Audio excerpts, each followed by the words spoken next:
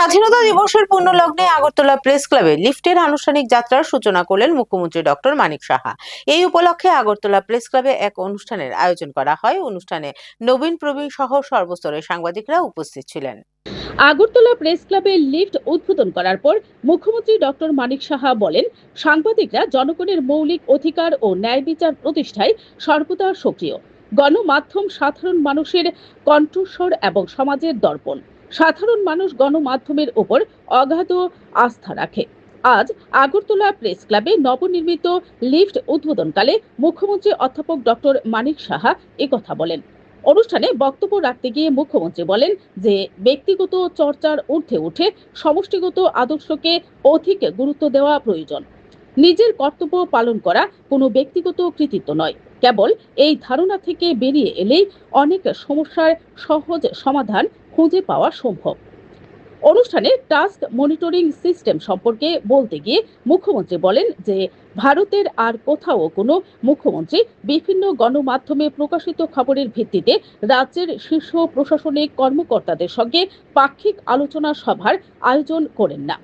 এর ফলে দিন দিন প্রশাসনিক জবাবদিহিতা বাড়ছে, পাশাপাশি প্রশাসনে গণমাধ্যমের গুরুত্ব স্পষ্ট হয়ে উঠছে।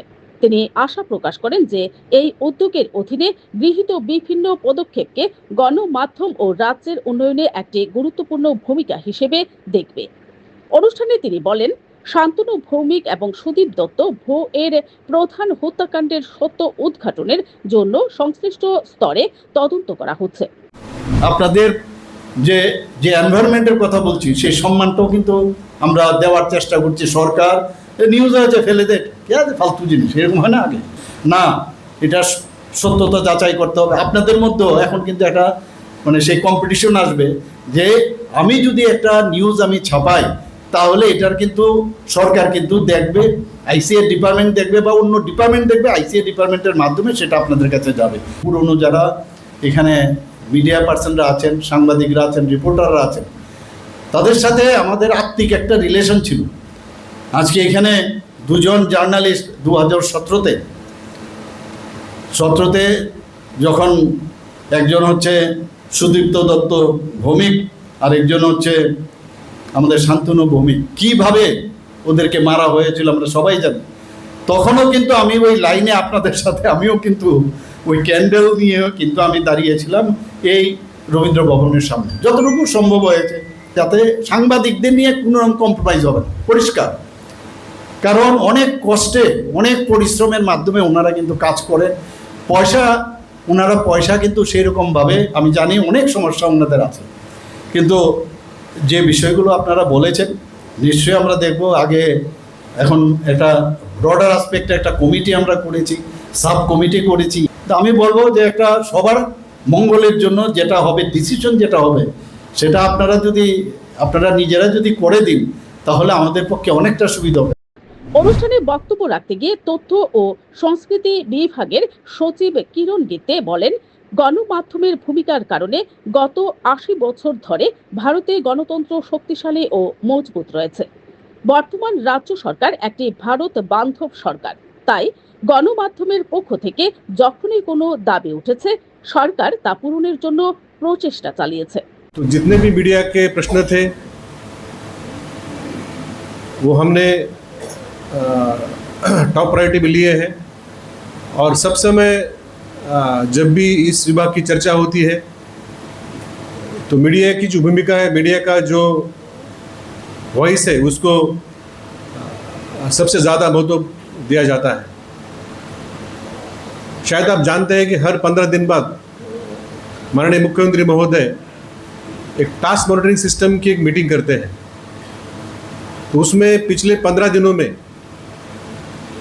मीडिया ने जो भी विषय उठाए हैं, चाहे वो दूर दराज कोई गांव के हो, कोई अन्य ज़िले के हो, कोई सब डिवीज़न के हो, कोई टाउन के हो, अगरतला के हो, सेंट्रल गवर्नमेंट के हो, स्टेट गवर्नमेंट के हो, या हमारे कोई ऑटोनोमस बोर्ड के हो, चाहे कोई भी, या अन्य सामाजिक प्रश्न भी हो, वो सभी को लेके मुख्यमंत्री महोदय मीटिंग करते हैं। उसमें राज्य के सभी वरिष्ठ सचिव होते हैं, सभी डीएम्स होते हैं, और एक एक एटम पे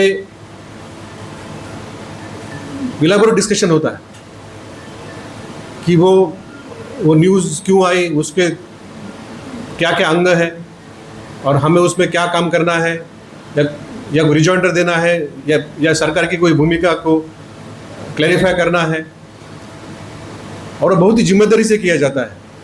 অনুষ্ঠানে বক্তব্য রাখতে গিয়ে প্রেস ক্লাবের সভাপতি প্রণব সরকার বলেন যে সারা দেশে অন্য কোনো রাজ্য সরকার সাংবাদিকদের জন্য এত বেশি কল্যাণমূলক প্রকল্প হাতে নেয়নি বা পরিকাঠামোগত উন্নয়নের জন্য এত বেশি সহায়তা প্রদান করেনি। প্রেস ক্লাবের একটা অ্যাপেক্স বডি তৈরি হচ্ছে গোটা দেশে, press club federation of India.